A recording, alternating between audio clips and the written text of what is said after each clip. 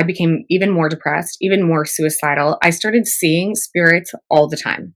All the time. It was something that I could not turn off. I would see stuff walking down the street. I would see, I could go into somebody's house and know, oh, there's a ghost here. Like literally, like my mom would have me go to people's houses and like, did you sense anything here? Yes, I did. There was like this many spirits. This is what they're doing.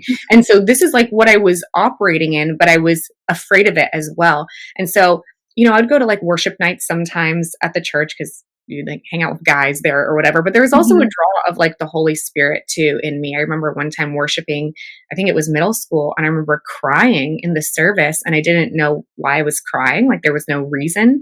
And I talked to my grandma about it and she's like, that's the Holy Spirit. So while I'm operating in all this stuff, being tormented, I still know that there's a God and that he's real and he exists. Yeah.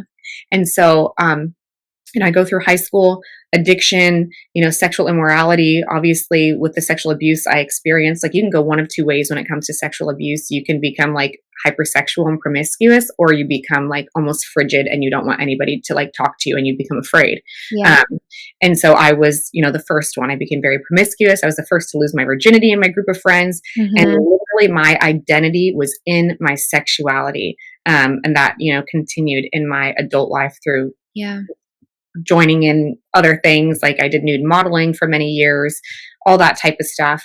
And so at 17, I I got my heart broken by my first boyfriend. He had cheated on me, and in the same time period, I found my mother cheating on my father. And now I was raised in an alcoholic home, right? And so I had taken care of my dad in his alcoholism, like put him to bed, turn out the lights, lock the doors. Like there was this I had such a heart for my father. I still do, but just such a heart to just care for him. And Yeah. so when I saw that this was happening, it hurt my heart. And I was really, any child would be upset by that, right? Yeah. And so I, at 17, told my dad, she's cheating on you and this is what's going on. And that did a number on me. So the two people that were supposed to be like safe people in my life, which was my mother and then my boyfriend at the time, had both done the same thing. And it just felt like such a deep betrayal on like multiple levels. And then when I had, told my dad, my mom denied it, said that I just wanted attention. And so, she was dealing with her own stuff, her own sin. And I just shut off. There was something in me at 17 years old that completely snapped.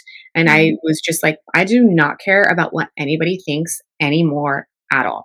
I started just sleeping around, didn't care. I started Mhm. doing drugs at school. I didn't care. I started drinking all the time, come home wasted, come home on drugs, vomiting in the toilet at 2 a.m. I did not care what anybody thought about me. I was so angry. I was in so much pain.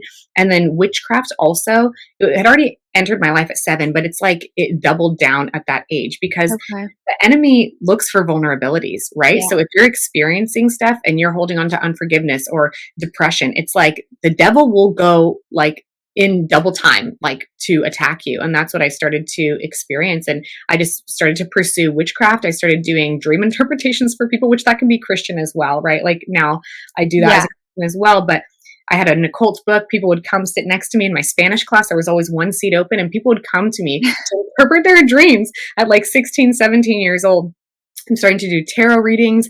I'm getting really into going to the occult section at bookstores. There's this fascination, there's this obsession. And then I go to my first psychic at 18 with my friend. I wasn't planning to get a reading, but they're like, it's $5. Like, just get your palm read. And I was like, sure, whatever. And so this witch, there were 3 witches there. It was a family of witches. And the middle one does my reading. And she literally says to me, she was like, oh, you have a psychic gifting. That's why you're seeing spirits all the time. So this is what you need to pursue. And I was like, oh, that's why this is happening. So I had no direction from the church, even though I had been in and out of like worship nights and things like that at the Yeah. neighborhood church. I had no direction for the things that I was encountering and experiencing.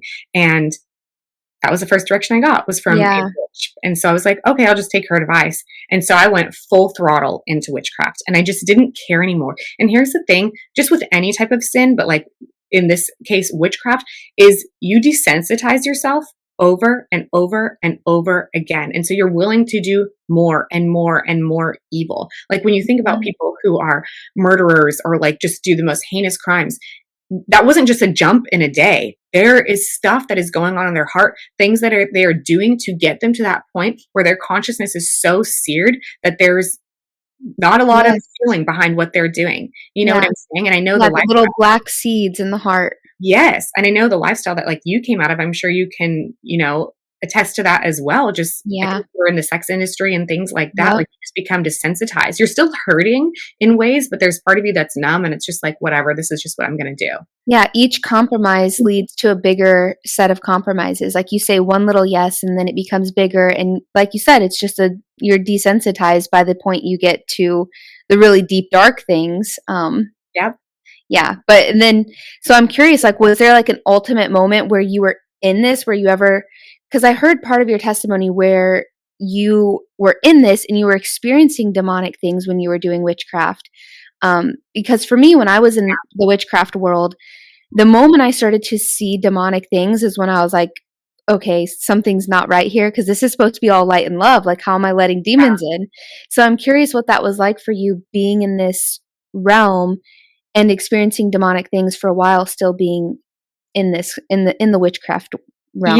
so I know that most people in witchcraft, like, think that there is no such thing as demonic stuff or dark spirits, but I actually apprenticed with a psychic medium, and we'd, like, open portals and do these things together, whatever, and I remember asking her because I would see different types of spirits, right? Mhm. Um, and I would see ones that seemed more evil and darker, and here's the thing, is that all those spirits are demons, but certain ones have more power, more, like, function. They're more evil, and they're all evil. They all want to steal, kill, and destroy. But you know what I'm saying? Like, the Bible in Yeah. Ephesians 6 talks about, like, basically the ranks of demons. There's Yeah. principalities, there's powers, there's rulers, there's disembodied spirits, there's different ranks, and it's same with the angelic realm as well. Yes. So um, I knew that in my spirit. Like, I knew that there were some things that were really, really evil. I had multiple spirit guides, which were demons. I had channeled multiple spirits, but there were encounters that I had where there were some that were very malicious and very evil. And I was like, wait, I don't want you. You know what I mean? Like, there was stuff that was very obvious,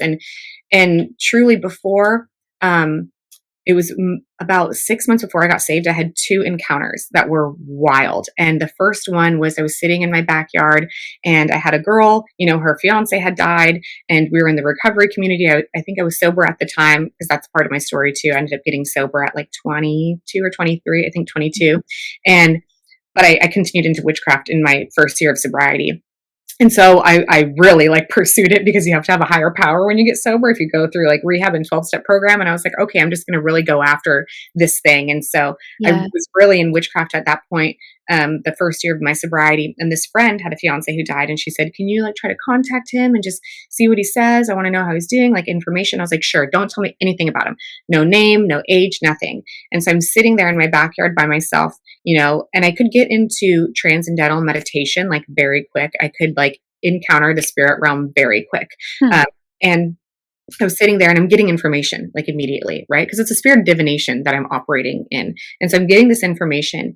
And then all of a sudden, this white thing appears in front of me. It's like a veil, I guess. The way that I can explain it is it almost looked like a sheet of latex, like white latex. So it had like this rubbery look to it.